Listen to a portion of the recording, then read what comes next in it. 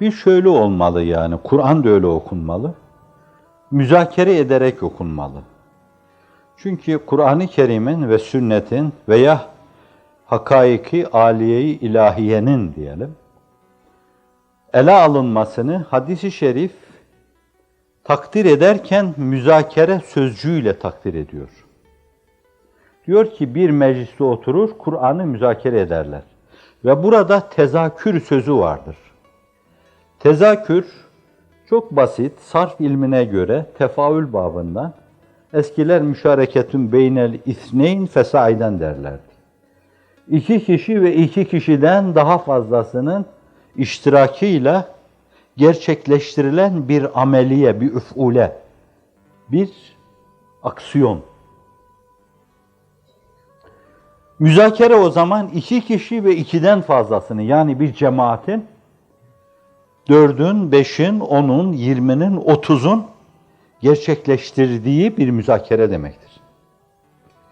Allah Resulü sallallahu aleyhi ve sellem Allah'ı anma meselesini, Kur'an'ı tetkik etme, müteala etme meselesini alkışlarken müzakere mevzuyla ele alıyor.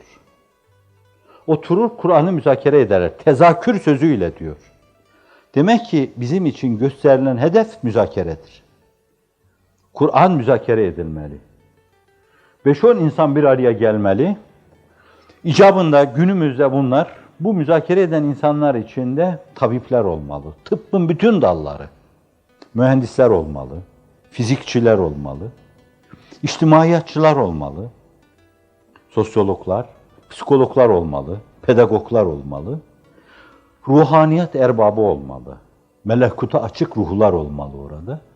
Herkes kendi gönlünün sesini, soluğunu oraya, müktesebatını oraya dökmeli. Ve ancak işte o zaman zannediyorum, aydınlanan o müktesebat, insanın mahiyetiymiş gibi bir hal alacaktır. Mahiyetlerin aynen müktesebat olması, müktesebatın mahiyeti inkılap etmesi meselesi çok önemli bir problemi çözmektir, halletme demektir. Şimdi müzakere eğer çok önemliyse, Hulusi abi gibi yapmak, Kırkınç Hoca gibi yapmak veya daha başkaları gibi yapmak. Çünkü her vicdan kendi istidadına göre değişik bir hakikati bir yönüyle ifade edebilecek, o hakikatin mirat-ı mücellası olabilecek mahiyette yaratıldığından dolayı bence her vicdanın sesini, soluğunu almak lazım. Yani benim aklıma şu mesele şöyle bir şey getirdi. Ben şu meselede şöyle bir şey anladım demeli. Bu aynı zamanda hakaiki Kur'aniyeyi müteala etme mevzuunda Seyyidina Ebu Hanife'nin yoludur. Tam 40.000 tane talebesi vardı. 40.000 tane. Ve her gün meseleyi bu 40.000 talebeyle büyük ölçüde sesini duyanlarla müzakere ediyor. Ve bir hakikati Kur'aniye şöyle olması lazım diyor. Adeta bir icma inikad ediyor. Evet, hocam, üstadım, öyle olması lazım diyor. Koca imam onunla yetinmiyor. Sabaha kadar onu alıyor, eviriyor, çeviriyor. Kur'an'ı bir kere daha baştan geçiriyor. Sünneti gözden geçiriyor kendine göre. Bazen isabetli buluyor, bazen sabah hemen kalkar kalkmaz namazdan sonra topluyor o insanları. Akşam diyor şöyle bir karar verdik ama ben gece düşüne düşüne yanıldığımı öğrendim bunun. Bu meselenin şöyle olması doğruymuş diyor. Ve İmam Sevri bunu duyunca yahu şu adamın büyüklüğüne bakın diyor. Talebeleri içinde kendi kendini tekzip ediyor. Tavzihlerde bulunuyor, tasihler yapıyor. Bu ayrı bir büyüklüktür. Bir Ebu Hanife stilinde, bir Üstad Bediüzzaman stilinde, ilhamla müeyyet, yazdığı şeyler içime doğdu diye yazan insan, siz düzeltin, tasih edin diyor. Ve onlarla müzakere ediyor. Hususi ders olarak okutuyor onlara. Birinci tahsih, ikinci tahsih, üçüncü tahsih mütealalar alıyor. Kim ne derse desin bu mevzuda. Bu bir yoldur bence. Bu Kur'an'ın orijinalitesini koruma, tazeliğini koruma, zaman ihtiyarladıkça onun gençleştiğini duyabilmenin yolu olduğu gibi aynı zamanda nurları sürekli genç duymanın, hissetmenin de bir yoludur. Kur'an'ın yoluna gelince esas ve onun tekatturatı sayabileceğimiz nurlara gelince o tıpkı şehrahlar gibi köprüdür. Boğaziçi köprüleriyle bile ifade edilemez o yani. Boğaziçi köprüleri onu ifade için yetmez. Evet. Ona zemini daha sağlam, blokajı çok iyi yapılmış, sağlam zeminde sağlam asfaltlar, 50 tane gidişi 50 tane gelişi olan bir yol nazarıyla bakılır. Ki zaten bir sözle de etturuk ilallah ve adeden enfasil halaik. Herkes mizacına, meşrebine, mezakına göre ayrı bir şeritten yürüyecek ama çok şeritler. Hepsi Allah'a varacak. O Kur'an'ı bir yoldur yani. Risaleler de öyle. Birincisi bu müzakere yolu. İkincisi biz genelde Risale-i Nur'un bir nesil, iki nesil, üç nesilden sonra belki bilemiyorum. Onlar hakikaten nefislerini okuyorlardı. Mesela bir Zübeyir Gündüz Alp'ın makamı cennet olsun. Soluklarını dinlerseniz öyle delice medyundur ki ona. Gerçekten, hakikaten o imanın üzerine konan tozu toprağı onunla süpürmüş. Öyle bir ruh haleti içinde derin bir medyuniyeti taşır. Mahkemelerde de gürül gürül bunu haykırmıştır. İşte şu alarda müdafaatı bakın.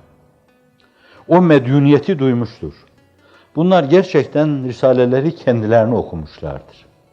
Fakat belli bir talihsiz dönemden sonra mesela benim gibi nadanlar kitapları ellerine almışlar böyle başkalarına bir şey öğretiyorum diye başlarına balyozla vuruyor gibi okumuşlardır. Al dersini, al anla işte. Aklının başına topla der gibi okumuşuzdur yani. Fakat tecrit düşüncesi içinde. Yani kusura bakmayın da ben bu okuduğum şey içinde yokum. Ben muallayım, müberrayım, mücellayım. Ben size okuyorum bunu, aklınızı başınıza alın. İşte böyle bir okuma insana hiçbir şey ilham etmez. Hiçbir şey vermez yani. 50 defa bunu okusa kemethelil himar yahmül asfara.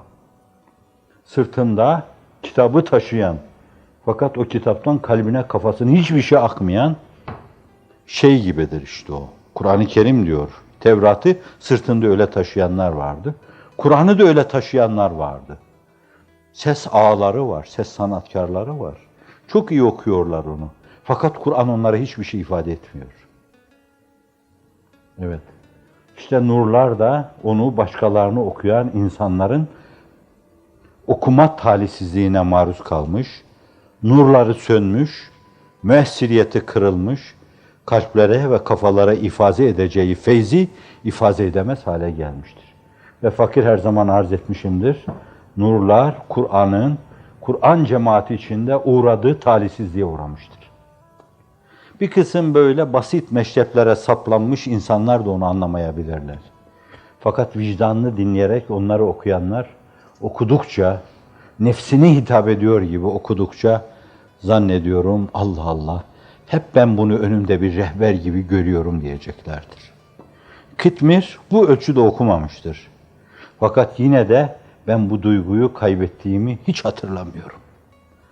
Ben bu daire içinde dış koridorda bulunan bir insanım. Ceketimi, partisyonumu çıkaracağım sofaya girmedim daha. Salona hiç adım atmadım.